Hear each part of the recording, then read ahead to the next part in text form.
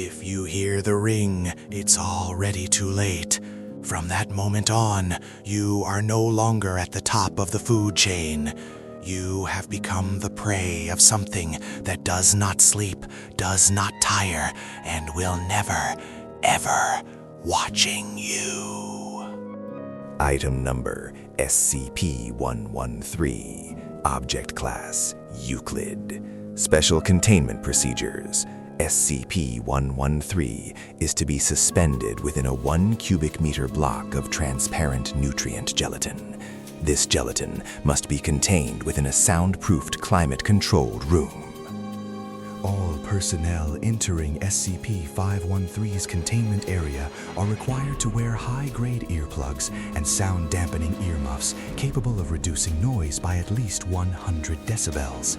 If SCP-513 is ever heard, affected personnel must be immediately quarantined and placed under Level 2 psychological observation. Description: SCP-513 appears to be an unremarkable, highly rusted cowbell. No manufacturer's marks or identifying etchings are visible on its surface, and all attempts to remove the rust chemically or mechanically have failed. Despite its heavily corroded state, the metal remains structurally sound. The anomalous properties are triggered when the object is shaken, causing the internal clapper to strike the outer bell. This produces a distinct ringing sound.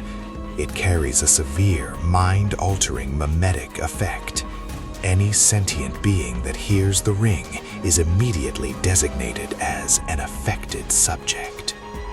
Upon hearing the bell, subjects initially report a sense of intense anxiety and the feeling of being watched. This is the onset of a permanent haunting by an entity designated as SCP-513-1. SCP-1331 is a humanoid entity, abnormally thin, with emaciated, elongated limbs and large, pale hands. Its most striking feature is its eyes, which are reported to be massive, lidless, and glowing with a faint, sickly yellow light. It cannot be captured on film, thermal imaging, or any electronic recording device. It is only visible to those who have heard the ring. To everyone else, the room is empty. To the victim, the room is occupied by a monster that refuses to leave. In the first hour after exposure, the subject feels a prickling sensation on the back of their neck. They will frequently turn around, convinced that someone is standing directly behind them. However, SCP-513-1 remains just outside the subject's peripheral vision. Between 5 and 12 hours post-exposure, the entity begins to manifest more clearly. Subjects report seeing a tall, pale figure standing in the corners of rooms, behind curtains, or just outside of windows. If the subject looks directly at it, it will vanish instantly. After 24 hours, the psychological toll begins to escalate. Every time they close their eyes, they see SCP-513-1 standing inches from their face. If they drift off, they are woken by the entity touching them or a faint metallic ringing sound inside their own skull. By the 3-day mark, the subject enters a state of total sleep deprivation and acute paranoia. They will often stop eating or bathing, spending all their time staring into a mirror or backed into a corner, trying to keep every part of the room in sight. SCP-513-1 becomes physically aggressive. Subjects report the entity whispering in a language they cannot understand, and the sensation of cold fingers tracing their spine. The entity manifests in places where the subject should be safe, under the bed sheets or in the reflection of a glass of water. Recovery Log 513. SCP-513 was recovered from a basement in northern Ohio. Police found a man who had mutilated his own ears with a screwdriver in a desperate attempt to stop the ringing. He was huddling near a rusty cowbell. When officers moved the bell to bag it, it rang once. Of the 3 responding officers, 2 committed suicide within a week. The 3rd was found by Foundation teams. He had been attempting to weld his own eyelids open to keep from seeing the pale man in the dark. The following is a transcript of an interview with D984. Dr. Vang, how are you feeling today? D984, you know how I feel. Look at my hands. I can't stop them from shaking. I haven't slept in 140 hours.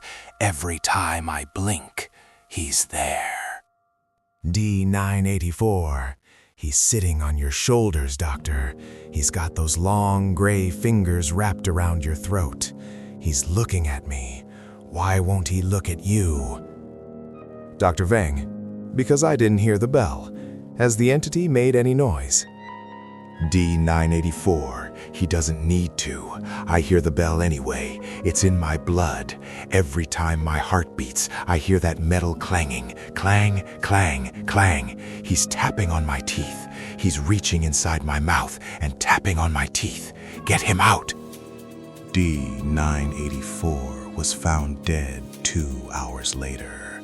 The cause of death was cardiac arrest, brought on by extreme stress, though the medical examiner noted that the subject's tongue had been bitten off and swallowed. Incident Report 513 Alpha. During a botched transport, the bell rang once in a hallway of Site 19. Over 40 personnel were exposed. What followed was a catastrophic breakdown of site morale. Affected personnel began to form a collective psychosis, refusing to leave one another's sight. Instead of 40 separate hauntings, the subjects reported seeing 40 different instances of SCP-513-1. The entities began to mimic the behaviors of the staff. When a guard would lift his rifle, the entity behind him would mimic the motion with its elongated arms. Chemical sedatives do not work. Even in a medically induced coma, the subject's brain activity indicates they are experiencing vivid, terrifying nightmares of SCP-513-1. When they wake, the entity is still there, waiting. Amnestics are also ineffective. While they make a subject forget the bell, the haunting continues. The subject becomes even more distraught because they no longer have a reason for why they are being followed by a pale, emaciated monster. Some researchers theorize the bell is a tuning fork that shifts human consciousness into a frequency where these entities already exist. If that theory is true, it means SCP-513-1 is always there. It's in the room with you right now. Your brain is just mercifully filtering it out. An internal memo reveals a discovery made during an autopsy of a long-term victim. The subject's heart hadn't just stopped, it had been replaced.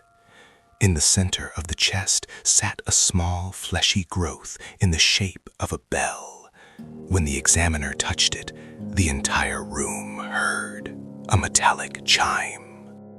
The haunting isn't just external, it's a transformation.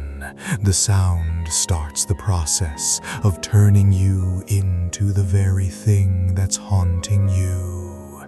The pale skin, the elongated limbs, that is the final stage of the infection. The entities seen by the victims are the previous victims. If you ever find an old rusty cowbell, do not touch it, do not shake it, because the moment you hear that ring, your life is over. You will spend the rest of your days staring into the yellow eyes of a ghost that will never let you sleep again. Keep your eyes open. If you see something pale in the corner of your vision tonight, don't turn around. It's better if you don't see its face. Subscribe for more classified files.